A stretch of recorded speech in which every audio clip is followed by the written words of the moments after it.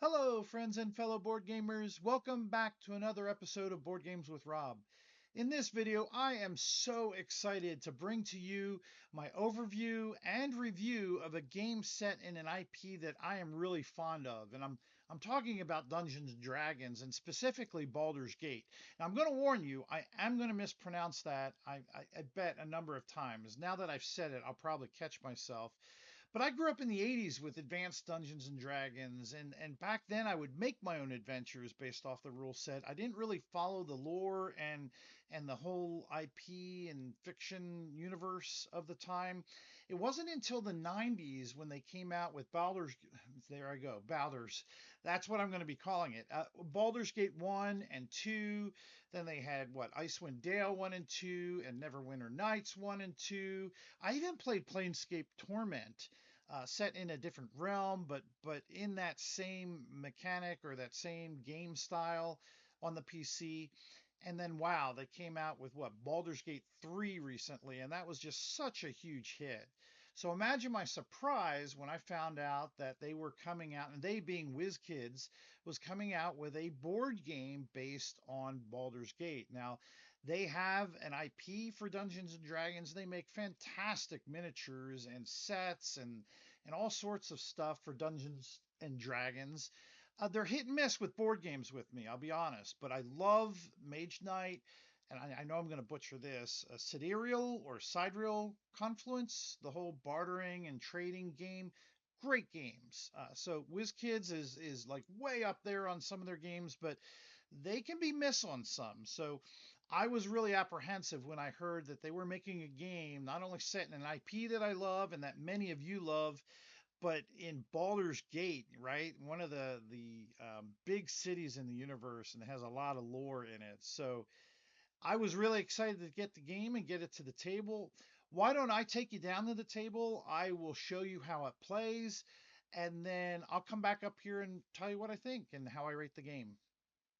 All right, so this is a big board and I can't fit it all into my camera. I fit most of it in there, but I've got a picture off to the side that really shows the one thing that I wasn't able to fit in properly, which is the faction tracks. There's three factions in there: the Guild faction, Flaming Fist, and Council. And there's some benefits to going up those factions. And as you can see in the picture, every player will have a cube set in each of the three factions, and you'll be traversing up that faction track based upon certain things that'll happen in the game. This is essentially a worker placement or action selection game at the heart. It's only got a single worker. Everybody's only going to have one worker, but the game is actually really simple and yet elegant and provides us with some really interesting decisions to make. Yet there are only one of three things that you will do on your turn. One of the things, real simple, is you're going to place your worker out and do an action. So each area that the board is split up into all these different areas. There's Brampton, there's Eastway, and what else is there? Heapside. A lot of these areas I'm not familiar with. I'm sure it's all within Baldur's Gate. There I go again.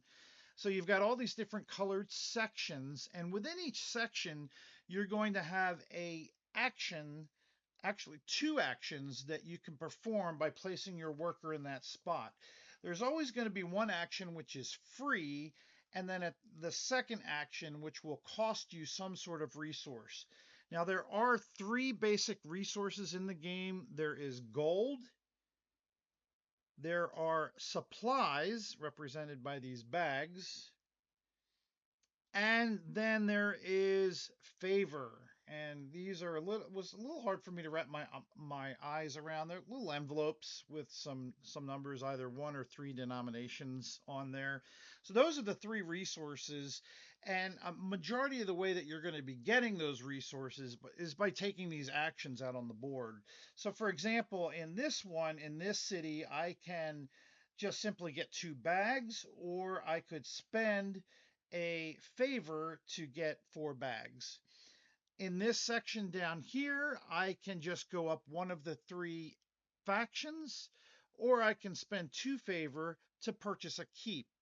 Now, that segues into a very important distinction in the game, and one of the big aspects of the game. There is this concept of buildings and fortifications. Buildings are going to be the cardboard tokens that exist, and there's four of them.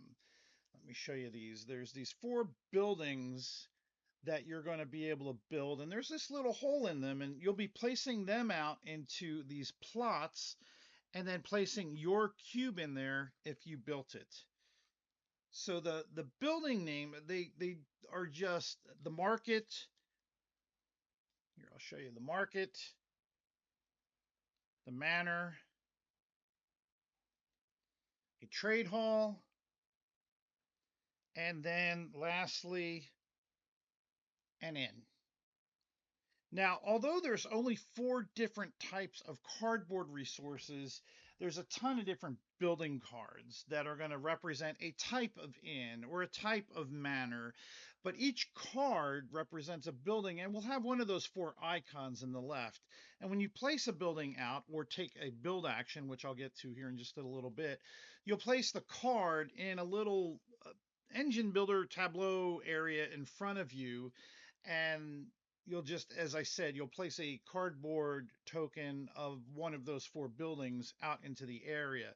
So for example, this is a manor card, but it's specifically called the Temple's Manor.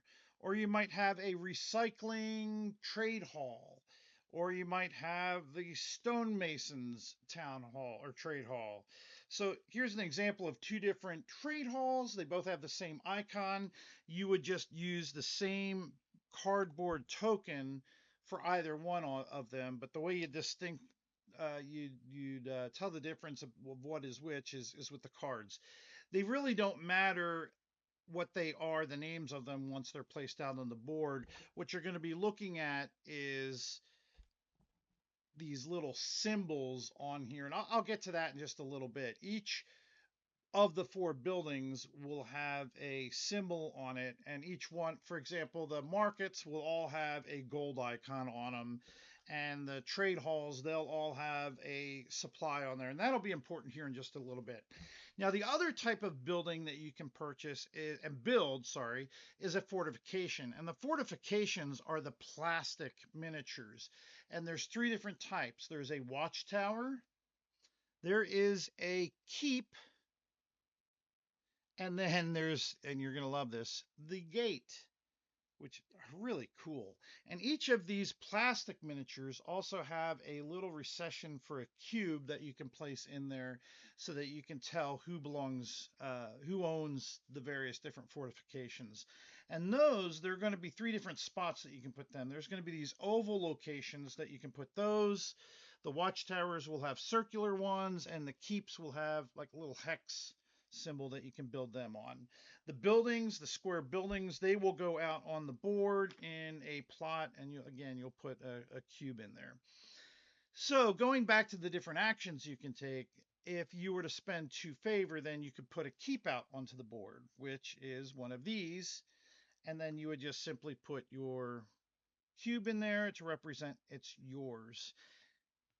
The other actions you can take are just a mix match of those types of actions. You can get gold, you can get favor, you can go up specific factions on the faction track as compared to this one, which is picking one of any of them. You can go up one or two of specific factions. You can build a gate, you can build a watchtower. And what else is there? There are things like drawing cards, and then taking an empty HQ space. There's this concept of when you first start the game, you will have your own HQ tile that is in your color, and you will place that out onto the board. So now that's really the first action that you can take, is placing your worker on the board. Now herein lies the dilemma, is once you have that one action worker out there, you can only get it back in a variety of different unique ways. First of all, if a opponent goes and takes an action in that spot, then that kicks it back out. Another way you can get it is if you build inside of that area that worker selection area is in, you'll get your worker back. Then there's this concept of the income phase, which is another way to get your worker back. And I'll explain income here in just a little bit. But it's hard, and that's one of the key strategies of this game is where to place your worker and trying to maybe figure out what actions you want to take and see if you can coordinate a build action at the same time that you're going to be doing a work action so that you can get that worker action back. And therein is the second action is building. When you decide to take a building action, you will look at one of the cards that you have. So for example, this stonemason trade hall, and you will pay the money that is on the top of the card. So in this case, you would pay 10 gold. And then I would take the matching token of that building, and then I would place it out onto a reserved plot. Now, a couple things about that. The game starts with 8 different plots available, and those are randomly picked from a bag that's supplied with tokens that just have plot numbers. And all of these plots are numbered. And so, for example, you might have plots 1 through 4, which is in this Mannerhorn section, or you might have 13 to 16 in another section. What you'll do is you'll place this token into this little, each area has this little queue here of 4 tokens. And what will happen is when you draw a particular token from the bag, you'll place that token in that lineup, and then you'll place this onto the city that you drew, which represents that's an available plot to build on. So at the very beginning of the game, you'll have the 8 buildings seeded. So if I am to place a building, I would only place it on an available plot.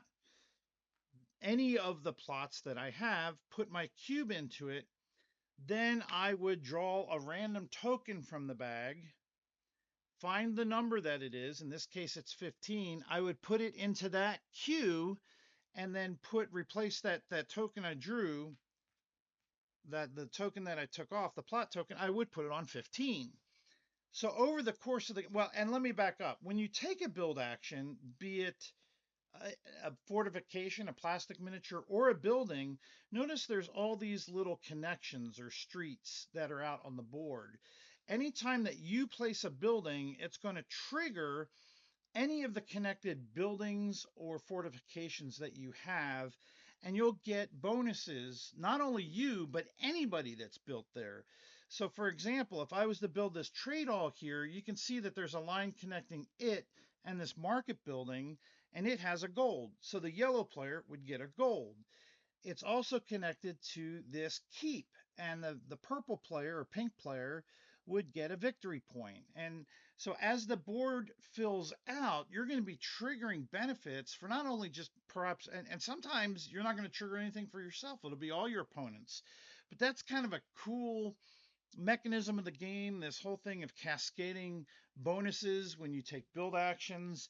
It's always when you're playing and an opponent does that and you're the recipient of one of those, it's always a pretty neat moment when you're playing the game. But so anyway, when you take the build action, anything that is directly connected to it, those people will get bonuses. But then wherever you placed the new token in that queue, if you notice, there's spaces for 4 of these tokens before it goes up and hits this sword. What that sword represents is an attack that's placed on the kingdom. And it's also a timer. If you notice here, there's this track here where this token starts on the 1. And it'll progress all the way to here, which is a 5. Now, at the beginning of the game, there is a random token that's placed here, and I'll explain what that's for. I didn't have it out there previously. But when the attack happens, what will happen is, imagine there's invaders from outside that particular area of the city attacking at a strength of 1. And what you will do is, whereas the buildings will have some cool things that we'll talk about here in just a little bit, the fortifications will either lend you 1 strength to a city or an area of the city in the instance of a watchtower, or in the instance of a keep, it'll donate 2 points.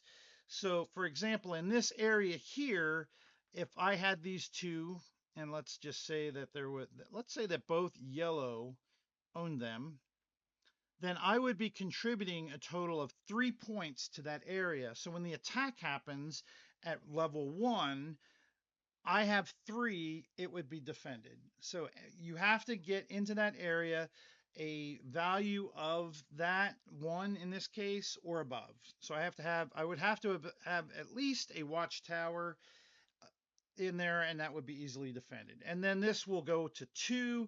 This will keep triggering until the end of the game when all the tokens are placed, and you will resolve these attacks. Now, what happens if you can't or you don't meet that number? Well, two things. One, if there was anybody in that not in that area, then those people, their buildings would get damaged. And what do I mean by that? That's a little vague. So let's say in this area, let's say that I was resolving a level 4 attack, and all I had in here was one watchtower, or one keep. I'd only have a value of 3, and I'm trying to defend 4. I would lose. Now, yellow contributed to the defense of the city, but pink was not there. So if pink had any buildings in there, they would remove their cubes and no longer be able to get the benefit, no longer count those buildings towards endgame victory points. And if you can't ever defend a city, then there's these tokens here that you'll put in that area over by the action selection, and it's going to increase the cost of taking a worker placement action in that area. So by 1 favor. So what was 0 will now cost 1, and what was 1 will now cost 2. So you're going to be doing that throughout the game. So you're trying to monitor. That's another key strategic aspect of the game, is you're trying to monitor these cues and make sure that, man, if you see an attack's coming up and you have a building in that city and nobody else is getting there to defend it, it's like a race to be able to get in there to build a keep or build a watchtower in that area so that you don't lose your buildings in that area when it's overrun. Now, I didn't mention about the gates. The gates don't contribute to the defense of the city, but there are gate cards, and each gate has a specific card. In fact, here's Baldur's Gate. Hey, I said it right. And these things are going to give you some extra actions you can take during the income phase, which I haven't talked about yet, some one-time bonuses. They're going to help you with resource and action selection in the game. They're really beneficial to have, and they really look cool. I love these miniatures. I wish I had time to paint them because anyway, here's a close-up of the watchtower. So we talked about worker selection or worker placement, and then we've talked about building, and building either, when you take the building action, you're building a card from your hand. The way to place the keeps and the watchtowers and the gates are by either taking an action from one of the areas out on the board, or as you go up, as you can see the faction track, there's some spots on that faction track that will reward you with the ability to place out one of those fortifications. The last action that I would like to, the last action I'm going to talk about is the income phase. With the income phase, everybody's going to start off with their own HQ card in their own little tableau in front of them. So this will be placed in front of them. And as you can see on the top, at the beginning of income, everybody, or this player, and now all the player cards are the same. The backs are an advanced version of the game that I'll leave it up to you to discover on your own, that have some unique player powers for the income phase. But on the basic side, they're all the same, and that is you're going to get 6 gold and 1 supply at the beginning of every income phase.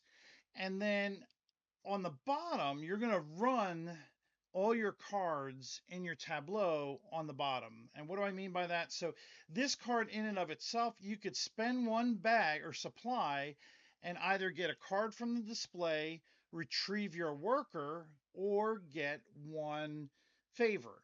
And therein lies one of the main ways that you can also get your worker back is by spending that supply. You're going to get a supply, but then you're going to spend it right away to get your worker back. So what you're trying to do is build other buildings which are going to give you other things during your income phase. So imagine, if you will, a little tableau, and as you build buildings, you're going to have this tableau down in front of you, and you're going to run or perform the actions of all of your buildings, the bottom portion of all of your buildings during the income phase. So here's another trade hall in this case where you can spend a bag and discard 2 cards for 2 victory points. Or here's a manor where you could spend a, well, that's another version of, well, this one you would spend a bag to just get 2 victory points. Here is, let's see, what else do we have?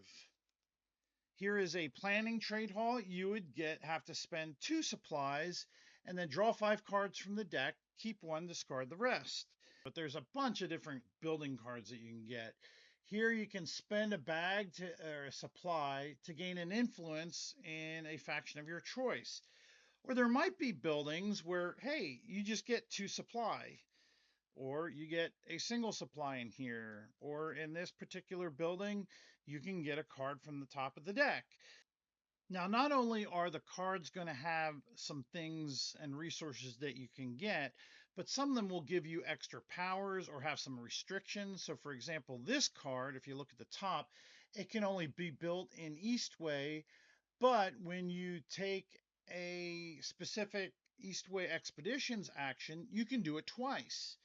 Or in this case, when built, it'll trigger a specific action. So these building cards are all going to work into helping you manage your resources and get benefits throughout the game. So the main 3 resources that are out there, the gold is going to be what you use primarily to build buildings.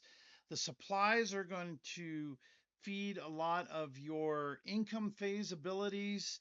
And the favor is what you're going to be using to get a lot of the more powerful actions on these worker placement spots to pay for the bottom action in each of those different slots. So that's primarily, you're going to keep taking turns performing one of those 3 actions until this marker gets to the end of the attack, which is going to cue the last round.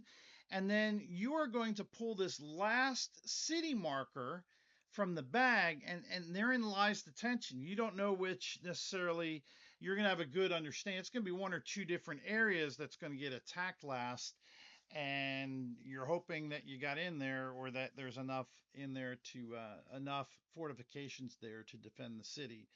The person with the most points at the end of the game will win. Now, there is another aspect of the game that I didn't talk about. You have agenda cards that are going to be handed out in the beginning of the game. And these are end game scoring conditions that you'll have to satisfy. So, for example, gaining 2 points for each inn that you own, or gaining 3 points for every gate that you have that you own. But what you need to be able to do on these, there's a catch. You have to get past, if you look at the picture on the bottom right, you have to pass the 3rd spot of a particular faction to be able to score one of your agenda cards. So in order to score all 3 of them, you would have to get past the 3rd spot in each 3 of the factions, which is going to not be that hard. You're going to want to go up those faction tracks because you're going to get a lot of, that's going to be a real easy way to get some of your keeps and your watchtowers and gates built without having to spend a lot of favor going up those faction tracks. And so in the games that I've played, there's a lot of engine building where you can be getting a lot of different resources of a specific type, which is going to kick up your marker on the faction track. And anyway, it's that's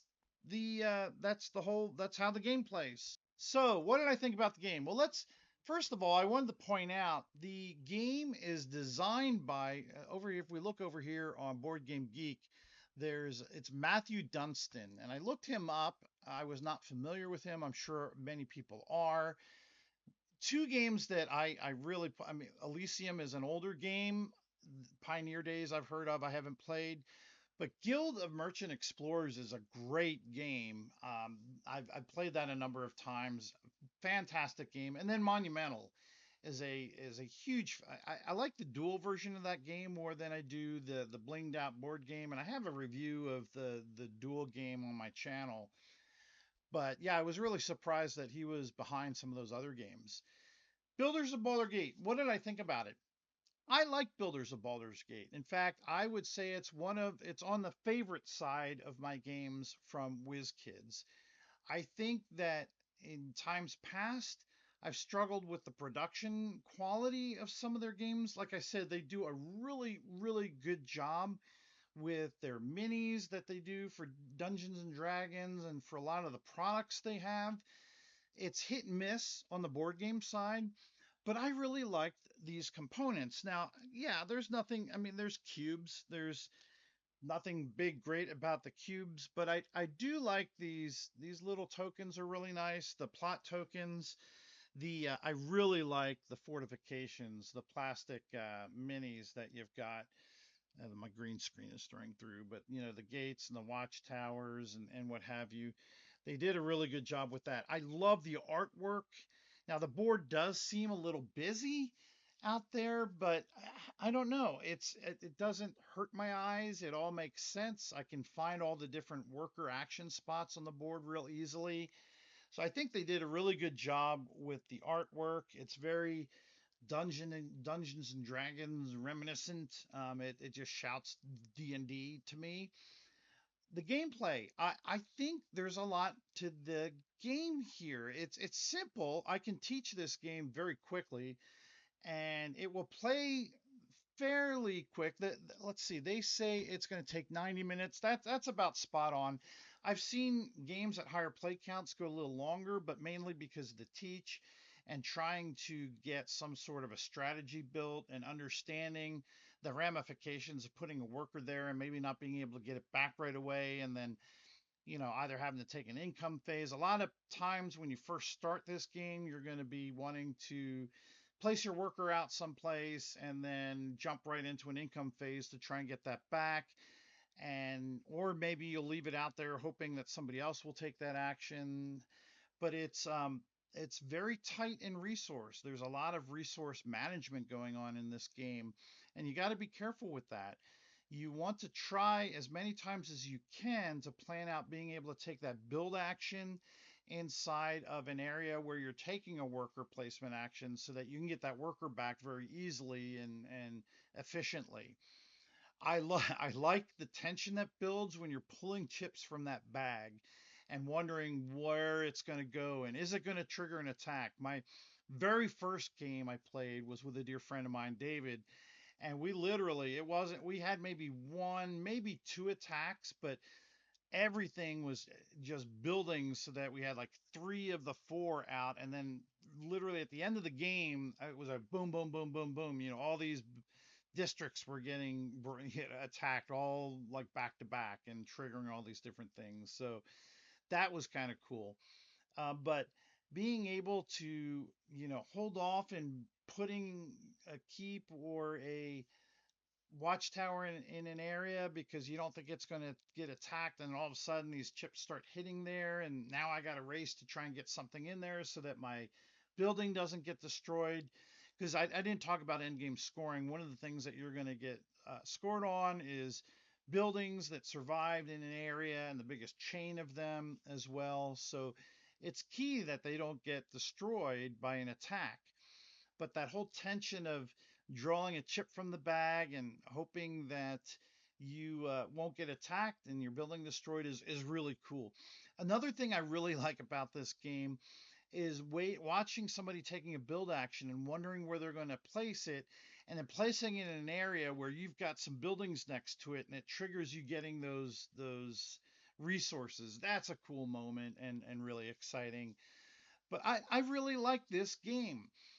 I would rate this a solid 7. It's not super fantastic. It's not going to please everybody. I think if there wasn't the Dungeons and Dragons IP behind it, I wonder if people would be drawn to it. There is a solid game there. There is a solid design, and it has that Euro-y type feel without being a heavy. And I would even not even say it's a medium weight because there's not a lot of. You're taking one. You've got one worker, and all of the worker action spots are around getting resources or going up a faction track. It's all about the strategy of where to build and a little bit of luck with the bag and where those attacks are going to happen and trying to wait as long as you can to try building your engine. And then that income phase is really neat as well, and trying to build an engine with those cards for the buildings so that you can take advantage of things popping off when you take that income phase. Okay, now what didn't I like about the game? It's really hard to put my finger on anything in particular. I guess there's two things I would say is one, the game in certain aspects didn't feel completely or entirely balanced. I think that there are some cards out there that will lead into a very powerful engine builder, and so the luck of the draw with getting a card early on that provides you with a particular resource that will then fuel this engine where you're getting a ton of favor, um, could provide with a runaway leader early on in the game. Another thing that is would come to mind is it can be limiting in some ways. There's not a whole heck of a lot of strategy. I know that there were times where I wanted to say build out into the red district, and just the luck of the draw with not getting those plot markers out there in the red. So, for example, there might be a card that says it has to be built in a particular building, has to be built in a particular area, but you might go three quarters or almost all the way through the game without an opportunity to build in that area. So you're not, this isn't a very a medium or a heavyweight Euro by any means, or stretch of the imagination. It's not presenting you with a ton of different actions that you can take. And at times that can feel limiting, especially when you're trying to get your worker back and there's not a good way of doing that other than maybe taking the income phase because nobody is building in that particular area. And anyway, these are minor gripes that I think would put somebody that's on the fence and perhaps maybe not a Dungeons and Dragons fan, it might keep them from wanting to buy it because I think there's a lot of other options for this weight of a game and this type of a game. This isn't reinventing the wheel by any means or presenting a ton of new mechanics. I think that this is going to be aimed for people that really like D&D, that are looking for something other than a light Dungeons and Dragons themed game, something that's more on the gamer side of gaming, and one that looks really good and is fun to play. It's a very enjoyable experience, but it's not, I think, meant for those that are looking for something that's very Euro-y and going to present them with a lot of different options. Again, I'm not trying to harp on that. I did rate it a 7. It's one I really, really enjoy and will play whenever anybody wants to play it. I'll bring it out with people that haven't played it, some fellow D&D player friends of mine. But yeah, it's a solid 7 and one that I was very pleasantly surprised with and very happy that I acquired. So, folks, I appreciate you listening and tuning in to my channel. I ask if you haven't done so, please consider subscribing. That helps me out tremendously.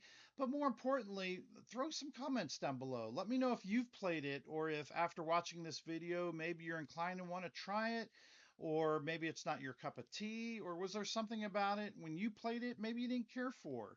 Or tell me about maybe some of your experiences with WizKids games and what are some of your favorites from there? I'd love to hear about that. And I try and be very engaging in my community. But other than that, thanks for tuning in. And folks, be kind to one another and have fun gaming. Bye.